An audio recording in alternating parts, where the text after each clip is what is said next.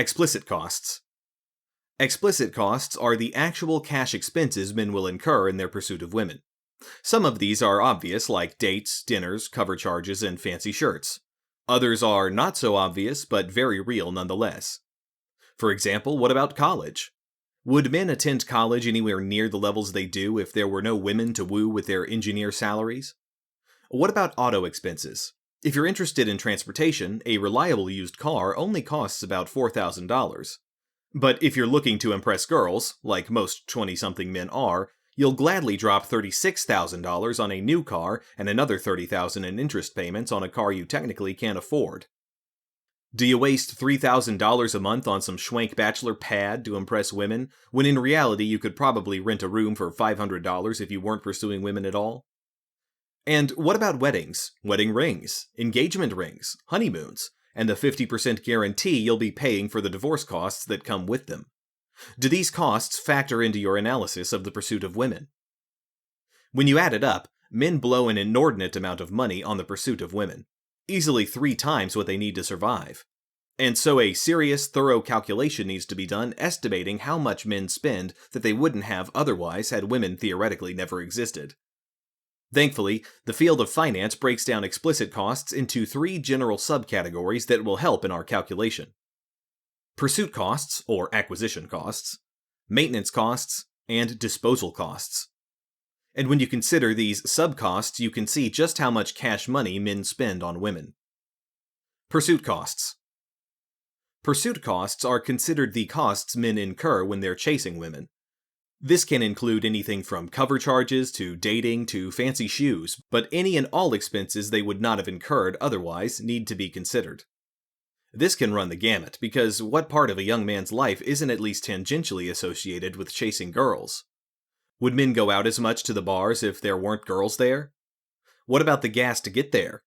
Technically, if you weren't chasing women, shouldn't all your clothes be purchased from Goodwill? Therefore, for the sake of the study, we focused on eliminating the following major expenses that would likely go away if men didn't pursue women. Average annual dating expenses, estimated at $1,855 a year. Half a man's higher education expenses. Half the annual interest costs on the average man's student loans. Additional annual car costs men incur above women. And half the cost of weddings, wedding rings, and honeymoons. Additional adjustments were made to account for young men not having as much money when they are older and other variables, but when it's all said and done, the average man can expect to pay $67,900 in pursuit costs from 18 to about 30, at which point the average man marries. This is very likely a low-end estimate, as any man will confess to easily blowing through that much money in his single years chasing girls. Maintenance costs. Just because you're married does not mean the work is over. Quite the contrary, many married men would claim this is just when the work is about to begin. And so, even though you and your beloved are married, doesn't mean the wooing, dating, courting, or expenses are over. Conservatively, your average married man still has to spend $1,600 annually on dates, taking his wife out and courting her proper. This also assumes a man will disproportionately subsidize his wife's living expenses, as women do not make as much as men, but are still going to insist on the SUV or the trampoline for the kids. Don't forget, millions of men inevitably pay for their wives' student loans. And none of these figures consider the real expenses many other men will incur keeping up with the Joneses, such as finished basements, granite countertops, boats, and the potpourri of other expenses that ensure a happy wife, happy life. But in the end, the average man can expect to shell out an additional $80,000 in lifetime maintenance costs to continue courting his wife. Again, many married men will contest this as a very, very, very low estimate. However, there is some good news. Only half of these men will incur these maintenance costs till death do them part, because the other half of men will get divorced. And though this ends the costs of maintaining a wife, it introduces a whole new set of costs: disposal costs. Disposal costs. The cost of your average divorce is surprisingly difficult to track down. It depends on the state you're in, the cost of living, what the spouse made, what the other spouse made, and a whole host of other state laws.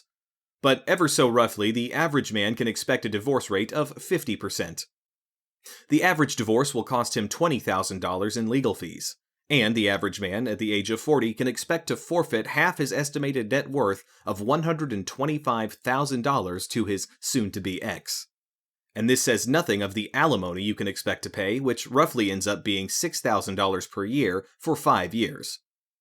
When you tally up the total figure, your average American man could expect a 50% chance of paying $113,000 in disposal costs. Total explicit costs. When all is said and done, starting from the age of 18 to your dying day at 78, the average man can expect to shell out in explicit cash expenses $260,785 in his pursuit, maintenance, and disposal of a woman. And this optimistically assumes you do not get married and divorced a second, third, or fourth time.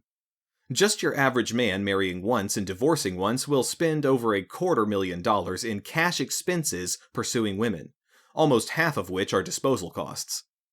Admittedly, there is a 50% chance you do not get divorced, in which case you will only incur $148,000 in lifetime expenses. But whether it's $260,000 or $148,000, both are more than enough of an initial nest egg to fully fund the retirement of a single man.